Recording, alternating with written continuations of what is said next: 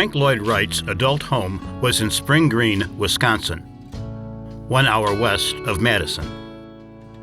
His tumultuous, often tragic, and highly unorthodox journey to becoming a world-famous architect also began in Wisconsin. Wright was born in 1867 in Richland Center, Wisconsin. His family was unstable and in constant poverty. His father, William, was stern and never developed a relationship with his son. Even so, Frank did develop many of his father's traits: temper, narcissism, and a dramatic personal life. At the age of 19, Wright left his family to study architecture at the University of Wisconsin in Madison. He never graduated. At 30, he moved to Chicago. The city had been devastated by the Great Fire and was experiencing a boom in construction. Seeing an opportunity for employment, he joined the prestigious firm of Adler and Sullivan. While working with them on the Auditorium Theater, he started his own firm on the side, designing houses. He was charged with breach of contract and fired. Undeterred, he would continue his work until he arrived at his signature design, the prairie style of architecture. His popularity continued to grow until, at the age of 70, he would appear on the cover of Time magazine. The last construction project Wright would personally oversee was the Guggenheim Museum in New York City. The building opened in 1959 and is Wright's homage to modernism.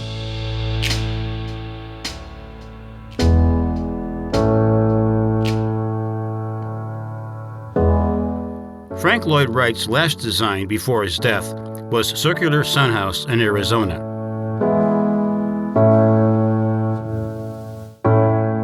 He would not live to see its completion.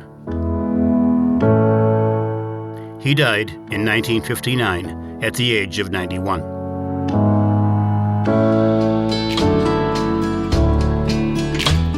Wright died in Arizona, but his first love was Wisconsin. He said it was because of the red barns and lack of snobs. Taliesin, as it stands now, was built in 1925. However, this is the third house. There were two previous. The first was built in 1911 as a home for him and his mistress, Mama. The newspapers of the day wasted no time dubbing it Wright's Love Castle. It would end tragically. In 1914, a crazed worker locked people in the house and set it on fire. As they tried to escape, he would kill them with an axe. Mama and 6 others died. Frank was in Chicago at the time. He was devastated and never fully recovered. The second Taliesin was built in 1950. One evening in 1925, a fire, thought to be electrical, would again destroy the house. Wright would not be deterred. He immediately began construction on the current Taliesin.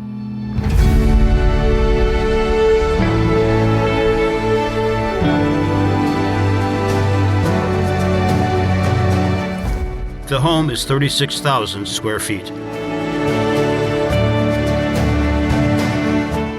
This video will explore the reception and workroom, the living room and bedroom, and the sitting room and sunroom.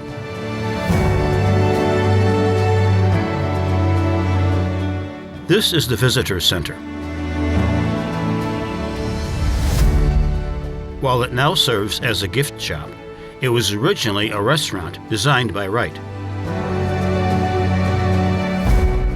The house follows Wright's concept of organic architecture. It blends perfectly with its surroundings. Taliesin follows a prairie style. It focuses on the horizontal, rather than the vertical. Features include a low roof line and long rows of windows, bricks, and stones.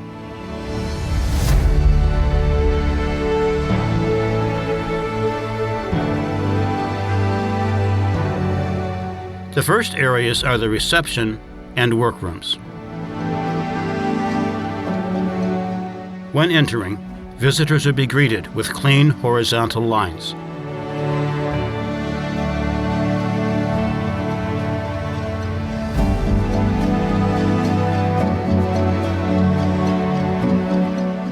It also included a client presentation room.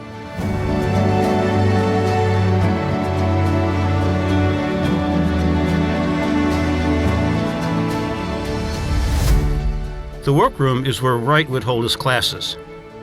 It had large windows for plenty of light. This area included his main classroom desk.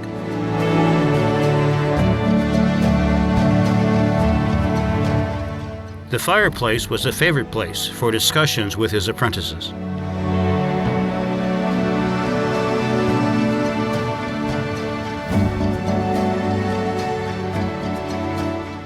Above the drafting desks is a large Japanese print.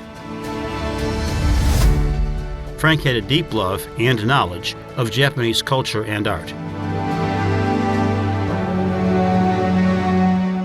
These are the original drafting tables, around which Wright would give thoughtful guidance to his students.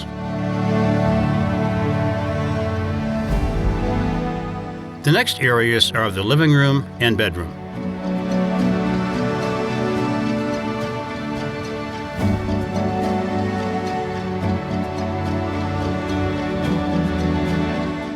Keeping with his design strategy to merge inside and outside, the room is completely encircled with windows.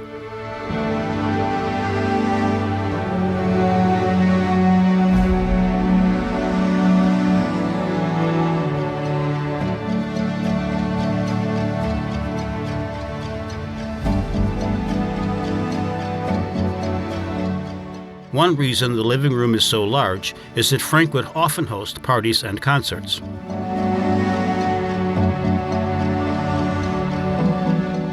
Wright's bedroom has an entire wall of windows.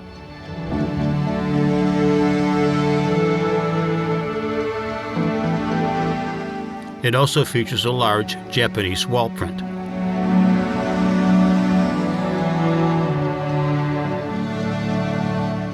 Finally, we arrive at the sitting and sunroom.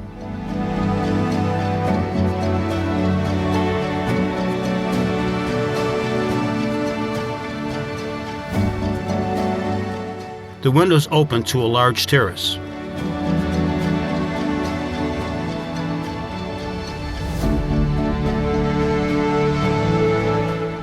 Above the sitting room are hand-cut Japanese panels.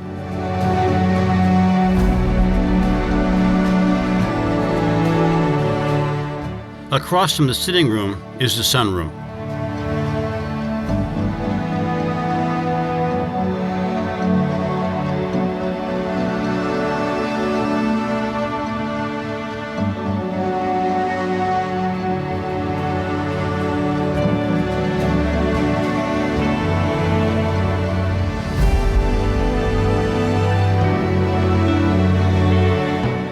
In line with Wright's concept of organic architecture, the windows provide an almost unlimited view of the gardens.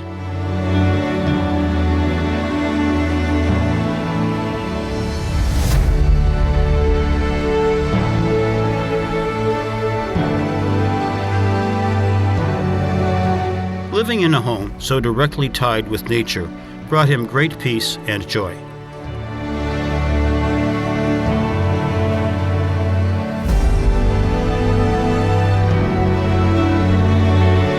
His tumultuous, often tragic, and highly unorthodox journey has left behind a legacy that has shaped the future of American architecture.